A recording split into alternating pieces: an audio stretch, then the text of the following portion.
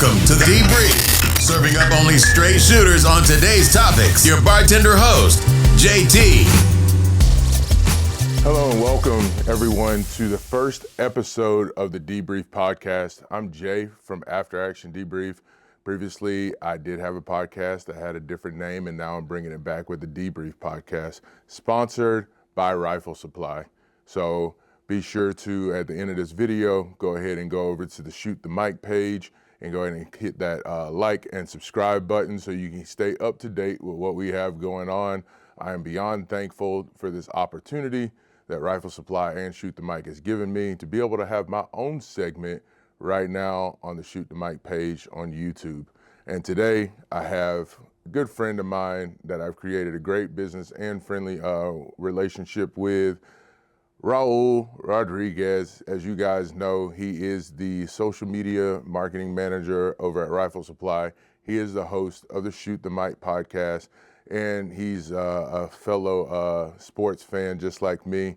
And I'm very thankful to have him be a part of this first episode where we're going to be going over different things, especially with his social media strategy and him being a Steeler fan and also a fellow dog lover. So, Raul, welcome to the show, bro. I appreciate you being here. I'm excited to be able to kick off this first episode with you and just marking, hopefully, what will be something that goes down in history and just being part of it.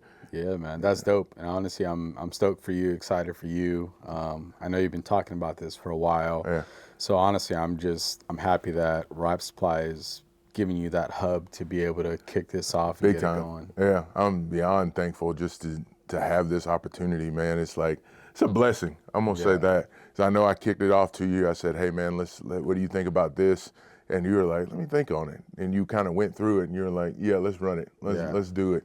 So here we are, still getting things set up, getting stuff nice and cozy in here. Got some big chairs for us to get real comfortable.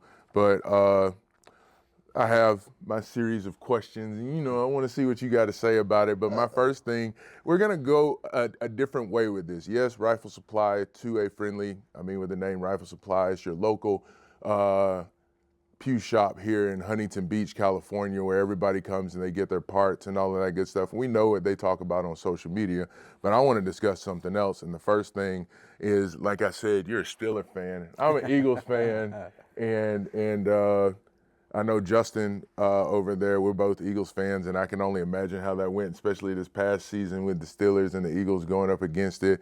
But, you got some big off-season moves going on right now. How do you feel about that? It's crazy because Steelers have never done these kind of moves. We're normally a draft team. Yeah. Always been a draft team. We never pick up big players. We never spend big money. And this year we're doing it, and we're like, well, it's kind of started last year with Wilson. Yeah. We were like, wait, we don't ever pick up anybody, like ever. Like we go straight to draft. So that's where it started last year. And then this year, you've already seen that, like, we're picking up Eagles players, we're picking up this guy, and now the talks of going for Rodgers, and it's like, what is going on? This is like a different, world for Steeler fans right now. I got a feeling Mike Tomlin's trying to go for that Super Bowl. He's got hopes. I think, honestly, that's kind of, he's been a Steeler coach, I think, for like 16 years now. And I think he's, they did extend him, I believe, like 3 more years or something. But I think he's probably like nudging them like, hey, if we want to win, we're going to have to pay. Yeah. And that's what's happening. So it's kind of scary and exciting at the same time. You have some weapons coming in right now. Like you mentioned Aaron Rodgers, but you didn't mention DK Metcalf, as my son liked to call him. He likes to call him DK Swole Calves. Yeah. And For here me, recently, that was the biggest shocker. That's a shocker. Like, holy shit. Yeah. But then you have him coming in, and here recently, he and Aaron Rodgers, they were practicing together over at UCLA. Yeah. So does that seem like a sure thing, having Aaron Rodgers come through? I think so, because they were like, hey, I see Metcalf as being a straightforward dude where he's like, hey, let's go play some catch. Yeah. And let's see if you got something still, And from what I've heard on various networks after watching yesterday, because I was paying attention to it, it seems like it might end up being that sure thing for like 2 weeks. You didn't know who your quarterback was going to be. You had Fields leave, you had Russ leave, and then now you got Aaron with the talks of Aaron coming in, and then he's over there. You had DK sign it, and then you have one of my personal favorites, Darnell Washington, your tight end. Yeah. Just because he's a big body like me. Yeah. I like that. I like that, how that's working out. And then what do you think draft-wise? Because you mentioned draft just a second ago. I think they're still gonna try to pick up a QB. Okay. Yeah, for sure. You got to get that young boy. Yeah. You got to get somebody to come in. Even with Rodgers, I'm not all for it. I'm just like, bro, he's old. Like, yeah, we'll get a year out of him, but what's that year gonna look like? Right. That's still scary. But that's a good enough time for him to work with the young kid that's coming in behind him. Yeah. So you might be right. They probably are gonna draft who you want though. Oh, I don't even know. I don't even know who's in the running when it comes to like college stuff. Right. I think they probably end up being familiar with it. I think they'll probably look at you have Quinion Ewers. I might be fucking up his last name. From Texas, you got Jalen Milroe from Alabama. Everybody, Shador's draft stock kind of dropped a little bit, but it sounds like he might be going to the Giants. And then I think there was a few more out there, but I wouldn't mind seeing Milroe go over that way. But he's more like who y'all just traded for, which is Justin Fields, who you just sent to the Jets. Yeah. So he might not be the move. It might actually be Shador, so it might be a run with the Giants and the Steelers for that one. We'll see. Yeah. Draft time's always a good time, man. Yeah, for sure. I love that time frame. So moving on from the sports layout, how is it being a social media manager? You have two big page. You have Rifle Supplies page that you're running, and then you have what, C10 Era, right? C10 Era, yeah. Okay. So of course those are two different styles. Yeah. Obviously, C10 Era is my company. That's my baby. I started back in 2014, and that started from just a hobby. Like, I'm big into classic trucks. Yep. So I started posting the classic trucks, like probably 10, 11 years ago. The early 60s trucks was like the black sheep. Yeah. And so when I was first building my truck, I was like, man, no one's posting the 60 to 66. Like, what's going on here? Yeah. Everybody was into like the 50s or the early 70s trucks. So I said, cool, like I'm just going to start a page. I'm just going to post up nothing but early 60s trucks because I want to just see what's out there. Like, I want to like maybe see how I want to build mine. I didn't care if your truck was a shitty rust bucket or you spent, $100K on it. Like, I was posting your truck up just to give people ideas. And then a close buddy of mine was like, dude, you should start a brand. Like, you should create a logo. And I was like, dude, I don't know if people are going to like that shit, Yeah. And so I created a logo. And then this one dude in the scene named Dino, really popular dude in the scene, he hosts the biggest C10 show in the West Coast at Cardinal Stadium now. That's where it's grown to. Arizona. So he messaged me on IG and was like, yo, like, call me. And I was like, the fuck? How did that feel getting that message? I thought someone was catfishing me. I was like, this isn't real. Like, he's hitting me up to call him. Yeah. And called him, and it was him. He's like, hey, dude, like, I love the 60s trucks. Like, no one's fucking putting it down and representing. He's like, start your brand. He's like, and I'm going to back you up. Okay. And I was like, damn, that's wild. That's that foot in the door right there. Yeah. So I did, had a logo made. I bought like $1,500 worth of shirts. And at that point in 2014, I was like, okay, I mean, I either just lost $1,500 or like something can happen here. And I posted it. I made it live. And I was like, you know what? I'm not going to even look at it. I'm just going to leave. Hopefully I'll sell a shirt. Yeah. And but the notification for PayPal was still connected to my phone. Yeah. So even though I left the house, I'm hearing ping, ping, ping, ping. Yeah. And I'm like, what is going on? That's that money. And we sold like 120 shirts in 24 hours. Dang. Yeah. And I was like, that's big. I was like, okay, I got something here. Yeah. And that's kind of where it started. So that page, I completely grew it. I think we're at like 147,000 followers. Yep. So that page is basically just a hobby passion page. Like, I love classic trucks. And so from building that, so it's crazy. Justin and I were just talking about this yesterday. I had my review yesterday. how things come full circle. So obviously Juanito's my good friend. He knows Nico, who's also in the same car club. Nico was a customer at Ripe Supply. Nico is the one who kind of introduced us to Ripe Supply, and we started buying stuff here. I met Justin. Justin found out I, grew C10 and I did marketing all on my own. So like I would come to like the Costa Mesa Fairgrounds, like the gun shows. Yeah. And every time I would like see Justin, like he would like ask me all kinds of questions. And I'd be like, okay, I'd answer them, And then it came like the third or fourth time, I was just kind of like, damn, every time I see this dude, like he's asking me marketing questions, like, what the fuck, I was just like. You giving away free game at that point. I was like, whatever, Yeah. And he liked my answers, like everything I was kind of telling him, like what I would do, how I would do it. Mm-hmm. And then, because at the time I was working with Stater Brothers for like 18 years. What were you doing there? So I kind of moved up in the ranks. I made it up to fourth key.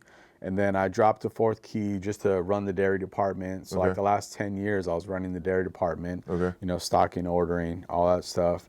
And so one of the last times I met up with Justin, he's like, yo, can we talk? I'm like, fuck, man. Like, I'm not coming to chill. I'm not coming to like, I don't want to talk about marketing right now. Yeah. No, and he's like, hey, I know I've been asking you all these questions. He goes, honestly, like low key, I've been interviewing you and like, we're ready for someone full time to do marketing and social media. And like, I think it's you. Yeah. And I was like, oh shit. He's like, would you come, would you leave? And I was like, dude. And at that time, like I had already I'd ran my course with Stater Brothers. Like I hated my job, like genuinely hated my job. Mm-hmm. I would come to work 30 minutes early, sit in the parking lot and still walk in 30 minutes late. Yeah. I hated my job. There. Yeah. And I go, cool. Like, we talked numbers, everything was all good. And I put in my 2 weeks and fucking started here. Like, it's just crazy how things came full circle. And, when I came on here, Justin was like, look, like, this is kind of where I brought it. I know you can take it further. So, like, do your thing, like, let's just do it.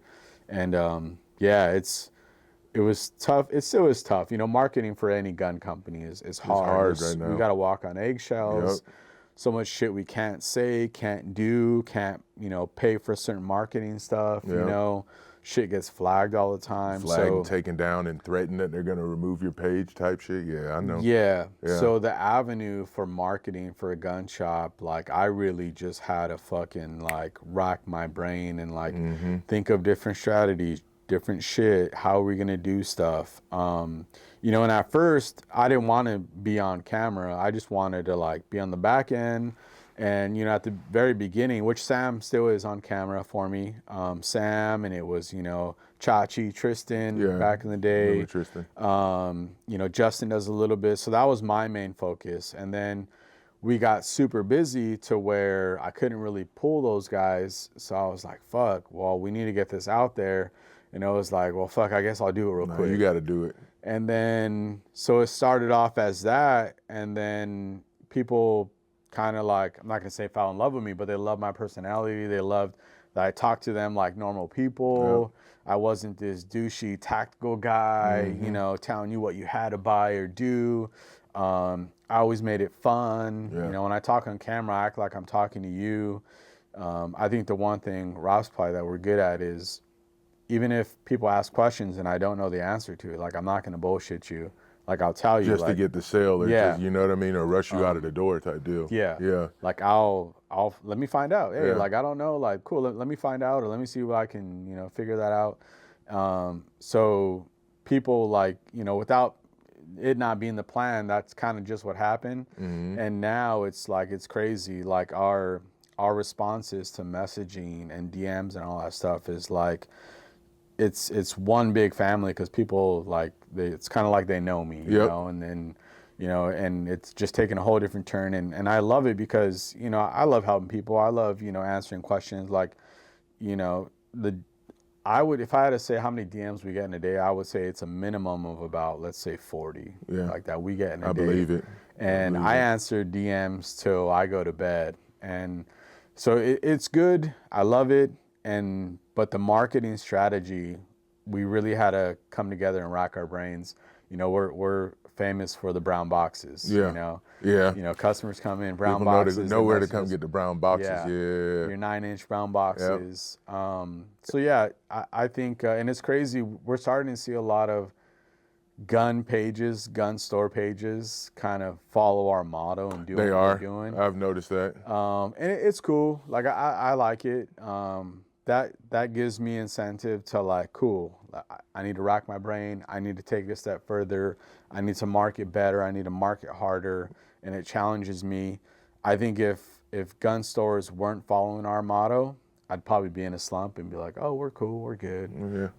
But when I see that stuff, it's like you're I don't want to call it the big brother thing, but everybody sees what's kind of working for you on your marketing side of it, and they're like, hey, maybe we should give that a try. Yeah. And it's no different. I mean, larger companies did the same thing. Nike had to get it from somewhere when they were looking at Adidas, and then they reached out to Jordan type deal. You know what I mean? So it's like people have to, it goes that way. In the T-shirt business, we see what someone else is doing and try and figure out. I don't care what nobody says, and a lot of people on social media sit there and they talk about, oh, you stole this design or you stole that design. Not speaking on me, but from someone else, and I've had my version of that. But everyone gets something from somewhere else, from somebody else, from somebody else. Yeah. In the designer clothing realm, everybody got a Gucci or a Louis, and Gucci and Louis do the same thing. Yeah. You see all the G's on the shirt. And then Louis Vuitton go make a LV multiple times on the shirt. And it's the same, almost the same damn layout. Might be from different products, but everybody get their cotton from the same place. And so being from like the car world, you know, the classic car world, you know, that's why I brought to Rap Supply the Cars and Coffee. And it was like, whoa. That was a dope and, like that. You know, parking lot started filling up, you know, because like the two-way culture, that you know, USA American culture is like, classic cars, guns, the flag, like it all goes together.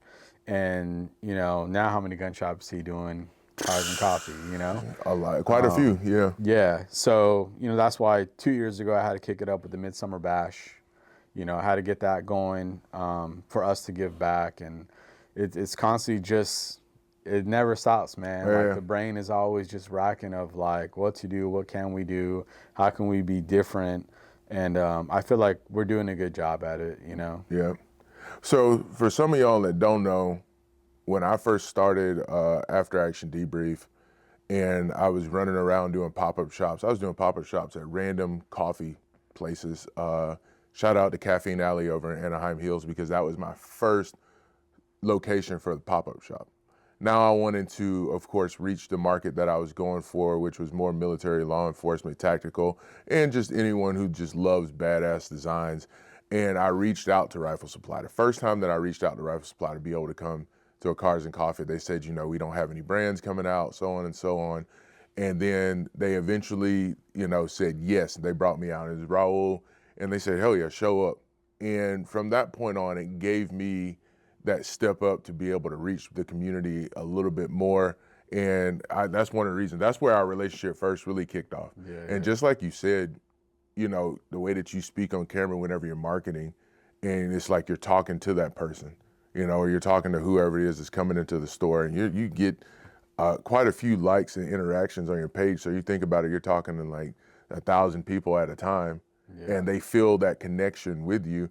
And that's how I felt the first time I came in and was able to talk to you, because I live way on the other side of the county and I drive all the way over here, you know what I mean? Before you let me do my pop-up shop to get a part for my AR, well, at the time I had a 300 Blackout, and to get a part for my 300, or to get 300 ammo when you did have some.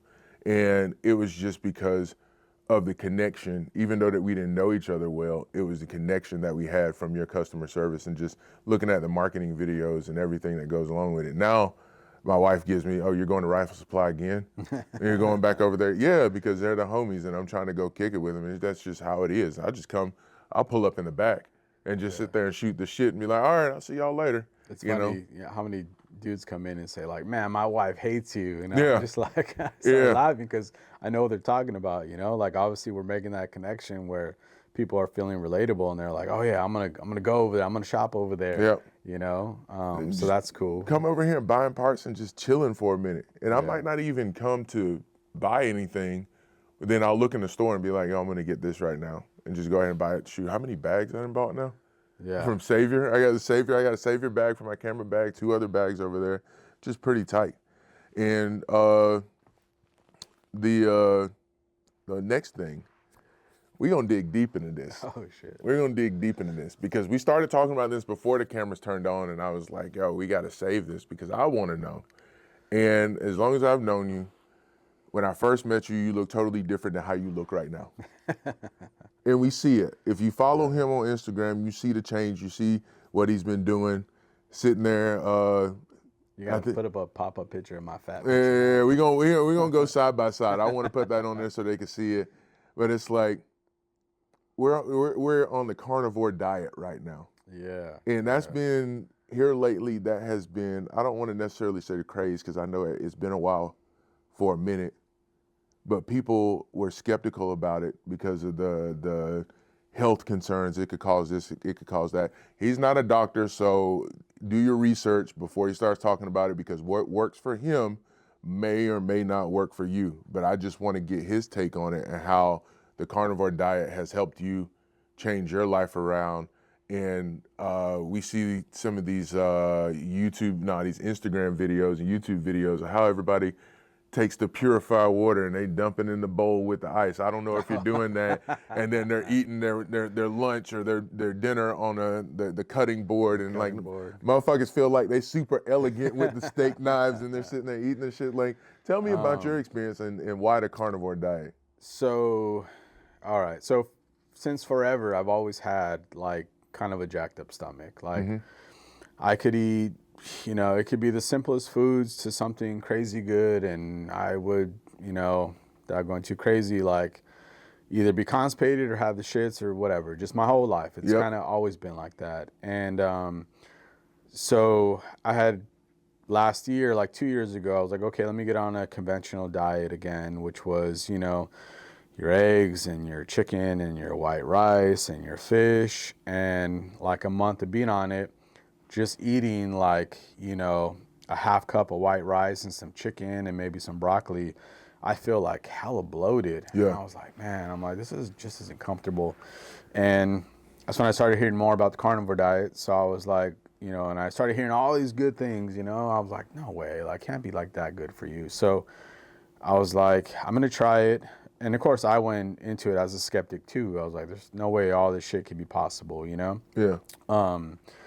So like, cool, I'm gonna try it. And when I first got on it, the first, I would say 4 to 8 weeks or 4 to 6 weeks, it was rough. Like, I'm talking like diarrhea like crazy, constipation. And I'm like, okay, maybe this isn't for me. And so I started just reading more on it. And they were like, some people's bodies take different timing to adapt to it, but it will adapt. Yeah. And when I read it will adapt, I'm like, okay, they're like, some people take 2 weeks, 6, or even 2 months. And I said, you know what, I was already at the 6 week mark. I'm like, I'm going to give it 2 more weeks. And if it's not for me, it's not for me. Cool. Yeah. A week later, just something clicked. So at the time, I couldn't finish my meal. Even just like eating a half pound of just meat, like I couldn't finish it. Later on in the day, I wouldn't even eat dinner, and I'm like, man, I only ate once today. Like, that's not good, Like, I knew that wasn't good for you. Yeah. And then my stomach being fucked up. So that's why at that time I said, cool, I'll give it 2 more weeks, and if it doesn't work out, like, I'm done. And then a week later, something just fucking happened. I don't know what.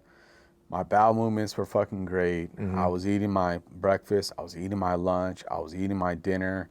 And I'm like, I was even shocked, like, what the fuck just happened? Like, my body just fucking clicked and said, cool. And now reading more on it, people are saying like, yeah, your body went into full ketosis mode. Okay. Where it was like, now it's using fat for energy now. It's no longer using carbs. And that's what you're running off of. And your protein is now your fuel. And I was like, holy shit. And from there, it was like, then it just went into kind of adjusting, like how much fat I should eat, how much, meat I should eat.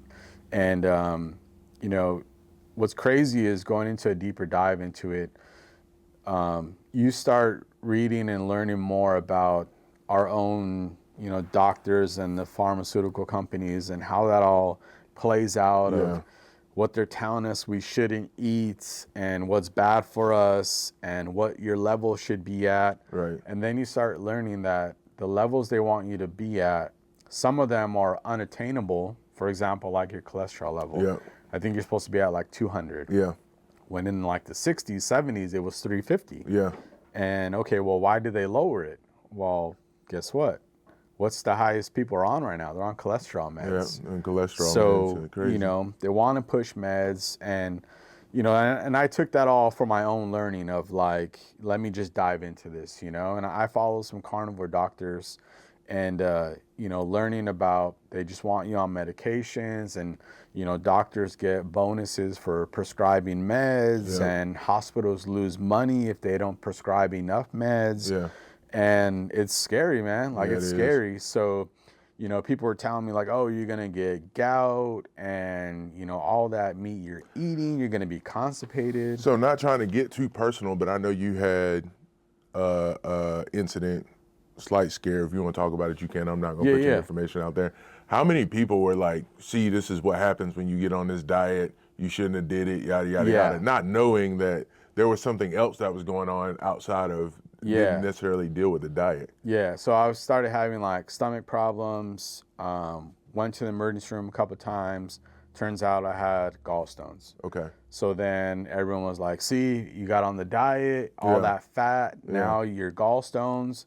And I was like, no way, because I didn't know. So I started Googling it. Well, gallstones take up to 10 years to form. Yeah. So it didn't happen in fucking 8 weeks. It didn't have, just that little time that you were on. So basically eating all the shitty food years before, all the fucking McDonald's and Jack in the Box, like that's what started the gallstones forming, you know? Yeah. So then that goes into another thing where the doctors were like, oh, you don't have to take your gallbladder out. You can leave it in there and you'll just be on a real strict, you know, regular diet. And I was like, no, like, I don't want to do that. Like, let's just take it out. Long story short, they pushed back my surgery date. A gallstone got stuck. I was having the worst fucking cramping stomach pain you can ever fucking feel. Yeah. And went to the emergency room. I was admitted for 5 days. Because it got stuck, my pancreas and liver, everything swelled up. Right. So then they couldn't have surgery right away because they needed all the inflammation to go down. And then after surgery, the doctor said, cool, you can't have like no more fatty foods. Yeah.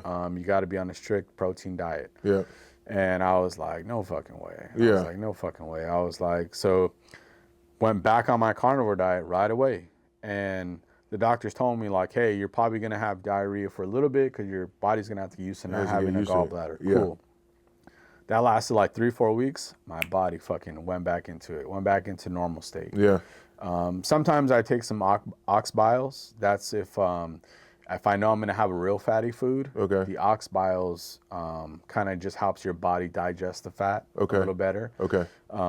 So usually like lunch or dinner, I'll have an ox bile. Yeah. And I'm fucking fine, man. I'm fine. And I eat fucking fat all day long. Yeah. Like, you know, and my stomach's fine. It processes it fine. There's no issues. Like, so, you know, I'm not calling doctors liars, but I'm saying, cool, you told me this. And I said, all right, let me try this out. Yeah. And everything they told me would happen is not happening. Because that brings me to, you know, some of the things that I go through over at the VA.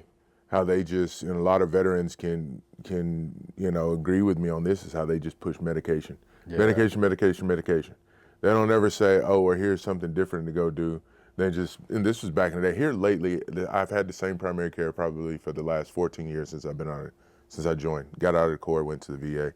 And she knows me, you know, and she doesn't necessarily push the meds on me super heavy on certain things. If I tell her I did my research, found something else that kind of works for me, then all right, give it a try, and then come back 3 weeks later. If that shit don't work, then she might try and push meds on me again. But they've given me some, and I threw them shits away. Yeah. But it's like, you are hitting on a point to where we all know it. And I think here lately, even though some folks don't agree with how the message is being delivered about our food and health system and how that shit's working, you have to look at it and be like, yeah, there's some truth. There's a whole lot of truth behind, you know, the meds and why America is in the position that they are in, especially when it comes down to obesity, and then at the same time, the amount of extra shit that just goes into food. Yeah. And I look at when you speak on the carnivore diet, I think about caveman times. Yeah.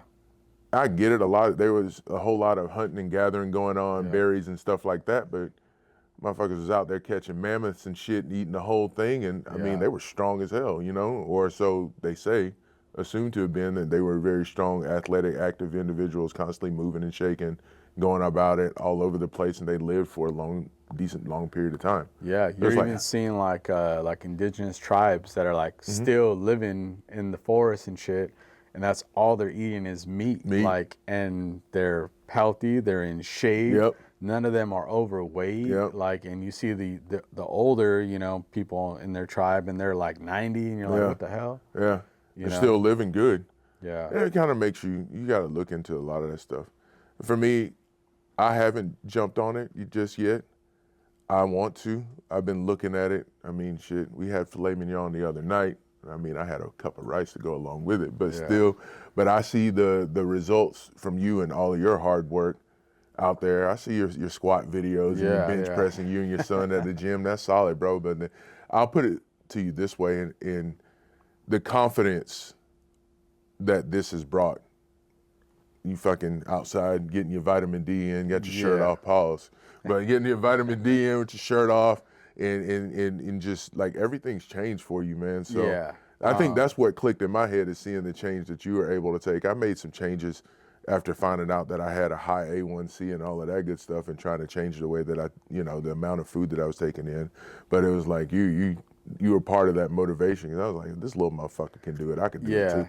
If I had to just take away keynotes like that, the carnivore diet is like done for me. That was like, again, remember I went in as a skeptic, was like, okay, don't know what's gonna happen. Let's see how it goes. I was never a morning person. I wake up at 4:15 every day to hit the gym at 5. Yeah. I'll be 40 in 2 months. Yeah. I'm lifting more in the gym now than I've ever done in my 20s and 30s. And I even look at that like, how is this possible? Like, I'm about to be 40 this year. I was hardcore in the gym in my 20s. I was hardcore in my 30s. Like, I was never putting up this amount of weight. My stomach is fucking in check. For me, that was the most important thing. I was like, had stomach issues my whole life, and now I have normal bowel movement, you know? And here's a crazy quick little story. So my dog, he's a Doberman. Yeah. He's on raw diet. Yeah. Right? So if any of you, people who know that if your dog's on raw, when your dog shits, it's little small pellets that are like powder. Right. Like my dog shit, you can literally pick it up, and you can crush it with your hand, and it blows in the dust. With a bag though, right? You doing it with a bag. I don't need to pick it up. But you raw hand and shit? No, okay. And my dog shits like 2-3 times a day, little shits. He's a big Doberman that shits little cat shits. Yeah. When I was eating like your fucking McDonald's and your Jack in the Box, all that bullshit, I was shitting like 4 times a day.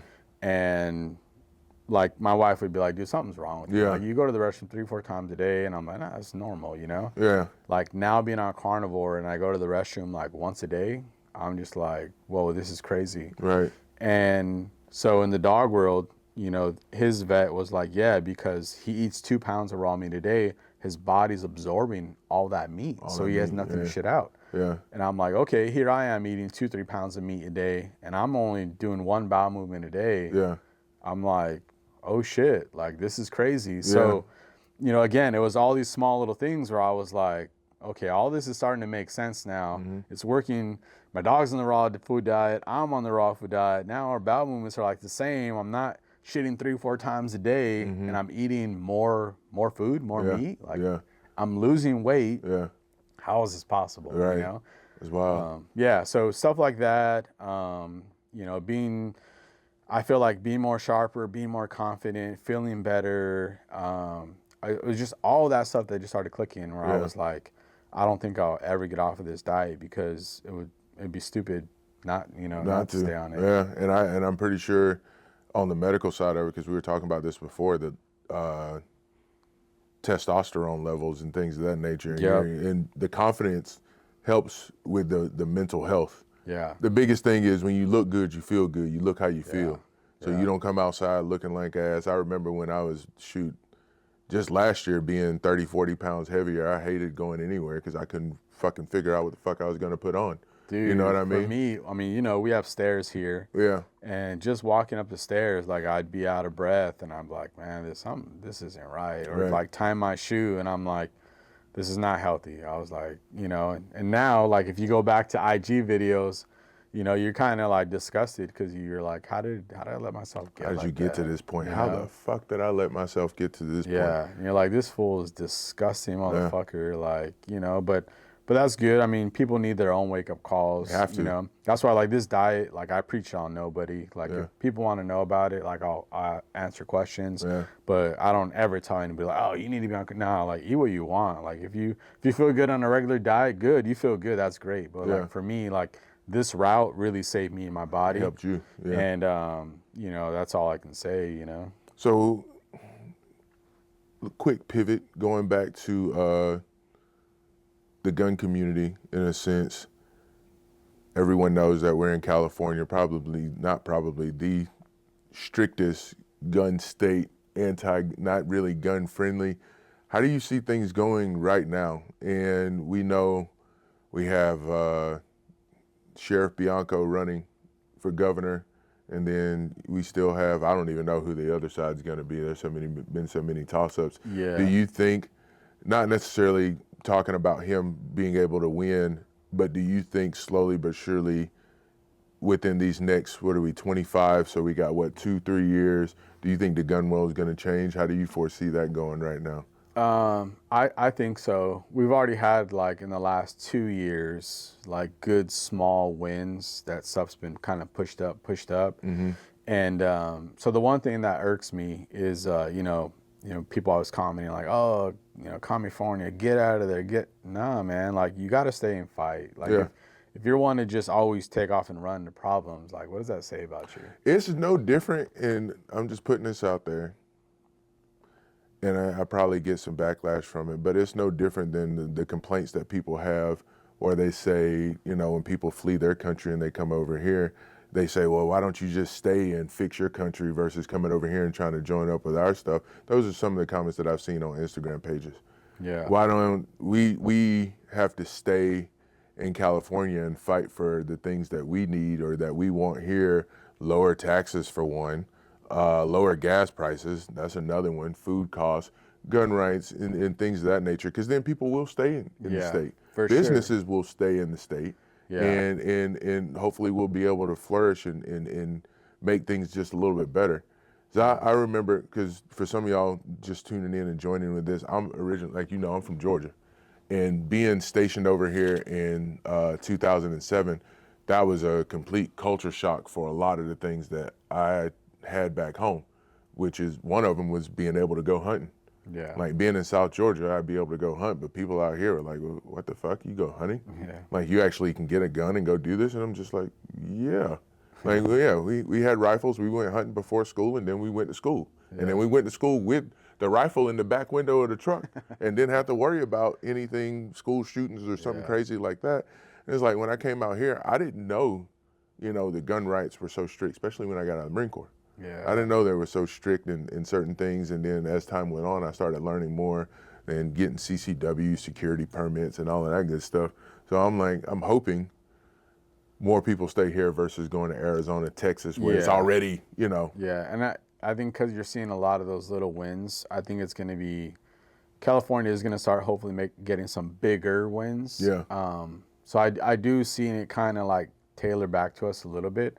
And with, Bianco running, I think that's huge. I mean, I'm always trying to share his stuff because I think really that's what California needs. Yeah. And if you looked at voting like from 2020 to 2024, there was a lot more red that took over, So, and even with all that red taking over, like me personally, I still know a lot of people that didn't vote because they're like, what's the point?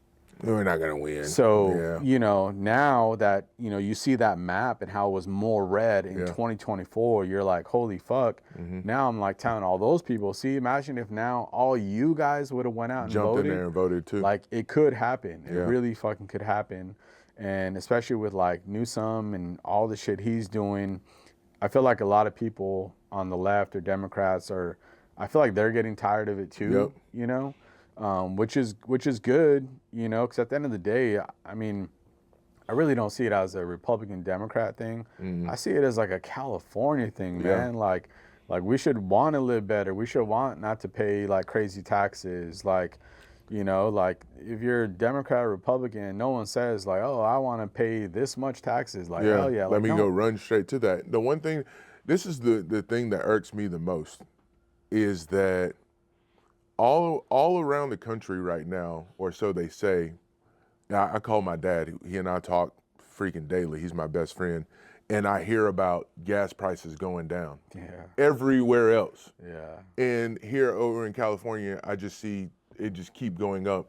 And I have this discussion with my wife, and she's like, "Well, it's because we do whatever they do to the gas." Yeah.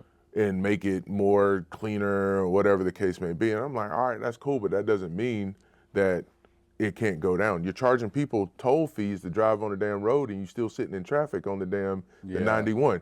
What California is good at is like, hey, like, I think we should vote on this. We're going to make let's just say, for example, the roads better. And people are like, oh, yeah, that sounds good. Yeah. Oh, why did gas go up 50 cents? Oh, well, that's the tax. That's the tax. The road wanted it better. You wanted it better. But they didn't. But listen, though, they still been working on that road for the last 10 years right now. 55, whenever y'all want to finish that.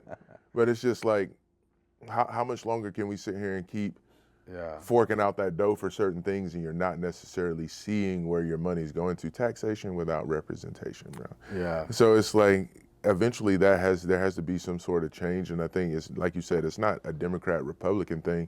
You're thinking California as a whole. Yeah. And I think, especially with the fire that just happened over there in the Palisades, and how many of those individuals, and I hate that it happened, but I feel like that situation opened up a lot of eyes. Oh, 100%. To where they're just like, this dude, the rich folks are getting fucked over right now, and they're getting dealt with, and they don't want to deal with that anymore. Yeah. And now the finger blaming and the firing is starting to happen, and everybody, the camps are breaking up right now. Yeah. And I'm like, it's California as a whole. They gotta want something different. For sure. And even like Bianco said, I think, don't quote me on this, but like if he gets elected, he is going to abolish, I think it was the state income tax or something like that. That's what he just recently came out and said it's that. like, that means more money in your paycheck. Yeah. Like again, doesn't matter if you're left or right, like who would not want more money in their paycheck? Like that's an automatic raise, yes. Like because a household, a two-parent household, making $200,000 combined, is still not enough. No. And rent is not staying, my rent's going up again. You know what I mean? It's not staying the same. The property taxes, I'm cool with paying property tax because it goes to that schools in those areas, and then you get better teachers and better this and then better that. And hopefully the school is all right versus everyone going to charter schools and private schools and all of that stuff, because some people can't afford that, But it should help the school out a little bit more. I'm good with that. It's just all that other stuff that's just tossed in there that's not making anything better. Yep. And I would rather that money stay in my pocket so I can maybe feed my family, go on vacations, be able to buy, better things, or keep my house in good standing. Yeah.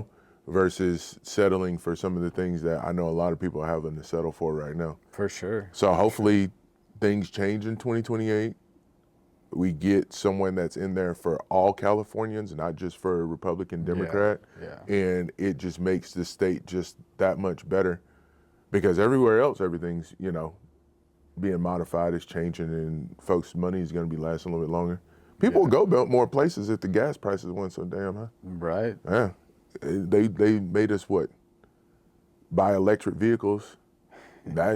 Somebody tell me how that's working out. I hear it's about damn near the same at the supercharging stations. I don't know. I drive a Toyota V8 at that much. We putting gas in that bitch. No, what I think is funny is like you go to like charging stations and people are like waiting in lines for like hours to charge. The hell with that, especially with our lifestyle. Yeah. We got to hurry up and get somewhere. I don't go. have time to send. My brother-in-law down in San Diego, I know there's times where he gets off of work and he's just sitting there. He goes to sleep. That's his time to take a nap before he goes home. Yeah. Or he'll park his Tesla and he has like a little scooter in the back. He'll take the scooter home. He got an electric scooter to be able to commute back to the crib. Yeah. So that's just wild to me. But, I mean, everything else, hopefully it'll all fall in together. So we're going to close with this one. What are the future goals? Future goals. Both for C10 era, Rifle Supply, and still with your diet. All right, future goals. For C10 era, obviously that's just, I don't rely on that. It's still a hobby. So for me, that's always going to be fun. Because I'm in a car club, Justin's and we're in the same car club, relaxed atmosphere. So that's always going to be a love, passion, hobby thing for me. And then, so that's always going to be there. Still selling my merch, it's always going to be there. And then for Rifle Supply, obviously the goal is to just keep pushing, building our marketing team. Store number 2 is still on our radar. But obviously with the hurdles with California, it does just make it harder. Makes it tough, yeah. But I'm excited about the team we have here and growing this and really pushing the envelope on what we can do. I feel like we've barely scratched the surface on just what I've done. Yep. So now, gearing up to what we have coming is going to be it's going to be a game changer. I'm excited. So I'm excited for the future for sure. And then personally, yeah, I'm happy that, I found a diet that works for me. I feel good. I'm back in the gym. Like for me, I feel like my personal life level as my body is I'm in a great state, because like you said, confidence in this, it spills over. Yes, it spills over to work. It spills over to home. My wife, we work out together in the gym 6 days a week. So, awesome, so that's a good bonding we have. We're 6 days a week. We're together. We wake up in the morning and we got our routine before our madness day starts. So taking kids to school and work and picking up and sports. So yeah, for me, I'm happy to be in this state that I'm in right now.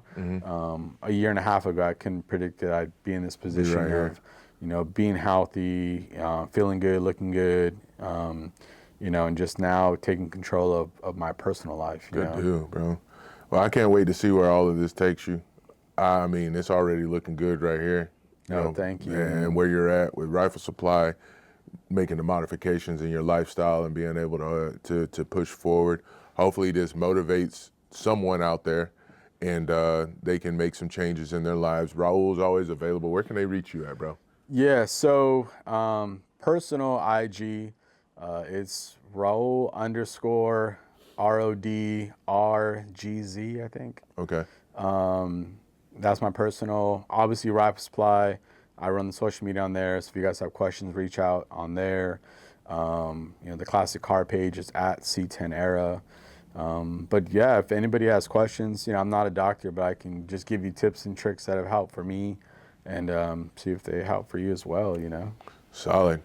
And of course, you can reach us on the Shoot the Mic page. We'll be right there for the Debrief podcast. And for me, you can catch me on D After Actions on Instagram and Debrief Pod on Instagram. I appreciate you showing up, bro. First episode Absolutely, in the man. can right now. I'm super happy about that. Thank you, Rifle Supply, for this opportunity. Make sure you go follow them. It's just Rifle Supply on Instagram. Tell them I sent you. Maybe you get some goodies. Who knows? Or you can come right down to Huntington Beach and come visit the friendly faces of Rifle Supply and pick up some brown boxes. So, they're special for those. And this is going to be the end of the Debrief podcast for today. Appreciate you guys tuning in this far. If you could, please hit that like, hit that subscribe, roll over to Instagram, give us a follow. Make sure you follow Rifle Supply, and I hope to see you soon. Peace. Bye, everybody. Bye, everybody.